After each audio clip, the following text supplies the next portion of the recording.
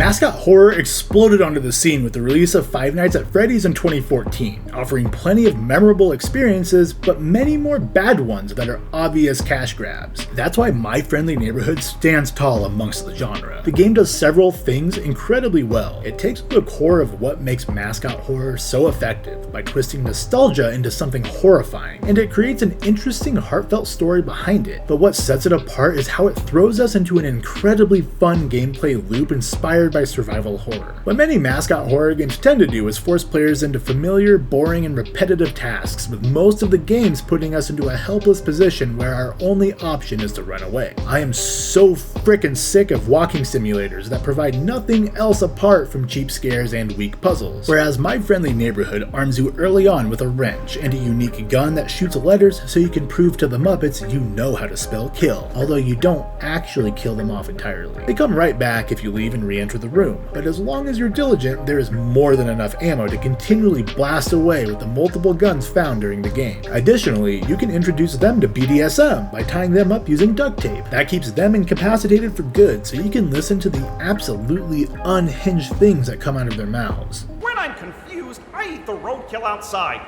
When I'm angry, I feast upon the tears of my enemies! Outside of combat, which is already a rare commodity in this genre, what I really appreciate in this game is how intricate and expansive the map really is. Very much like Resident Evil, the rooms on the map are colored red until every item inside it has been found, which then turns the room green. It's an effective and satisfying mechanic that encourages exploration and provides a true sense of pride and accomplishment watching that map turn entirely green. Oh god, what did I miss? Plus, who the hell doesn't love organizing their attaché case to be as aesthetically pleasing as possible?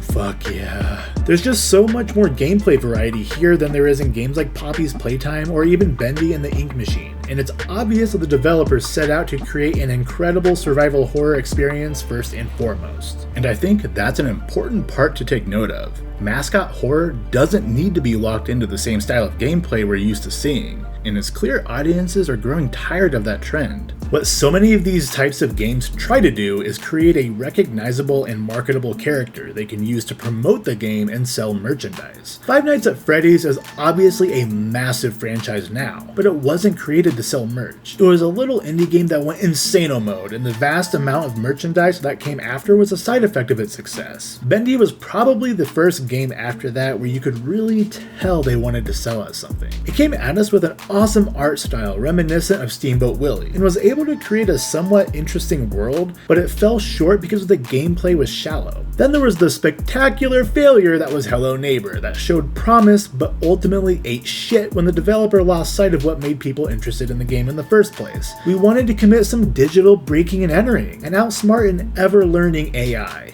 not get force-fed uninteresting lore and get sold on merchandise we don't want. More recently, however, Poppy Playtime and Garden of Banban are especially egregious examples of this. While the quality difference between those two games is as wide as the Grand fucking Canyon, it seems they were both birthed into this world to try and make money. Banban released with a link to a merch store, and Poppy pushed NFTs to gain access to lore, for Christ's sake. How fucking desperate can you get? Poppy tends to get away with this approach a bit more because it's a polished game, and that chase sequence at the end of part 1 was actually fantastic. When I looked up My Friendly Neighborhood merchandise, I found 3 things listed as of the recording of this video: a sticker, a t-shirt, and a U2's figure pre-order, which I'm gonna go ahead and add to my cart right now.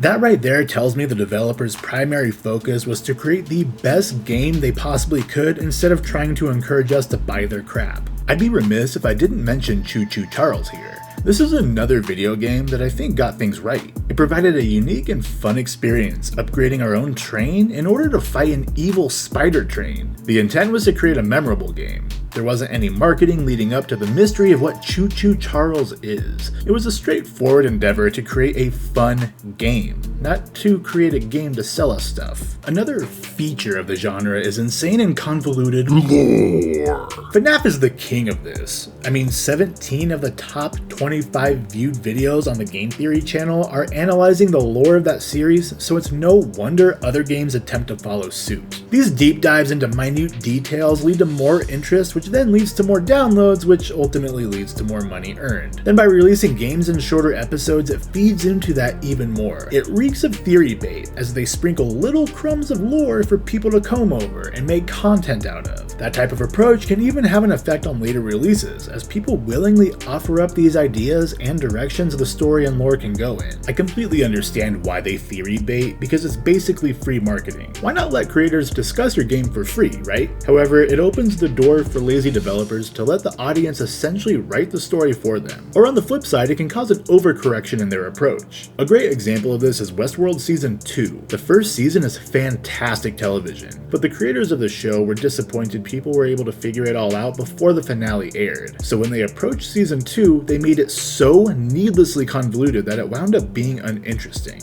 So by letting the audience impact the writing of the show, it led to an inferior product that kinda tarnished what was an extremely promising start. Which brings us back to My Friendly Neighborhood again. Immediately upon entering the studio and the game, it's easy to tell the concept was inspired by Sesame Street. It takes a cast of Muppets that attempt to teach important life lessons to the world's children. But as we progress through the game, we discover the show was cancelled in favor of more popular media that glorifies violence and cynicism. The lore of the game isn't incredibly deep, but it's very effective. It's well thought out, and most importantly, it's not needlessly convoluted. It doesn't try to lure countless creators into examining hidden messages to contemplate over. Instead, it delivers an interesting story inside of a ridiculously fun survival horror package. And that's what's lost in so many of these sorts of games nowadays. The focus isn't the gameplay, it's how they can make the most marketable game possible while putting minimal effort into it. That's not to say this game is perfect by any means, it does way more well than it does wrong though. One major complaint I have is that I never found it particularly scary,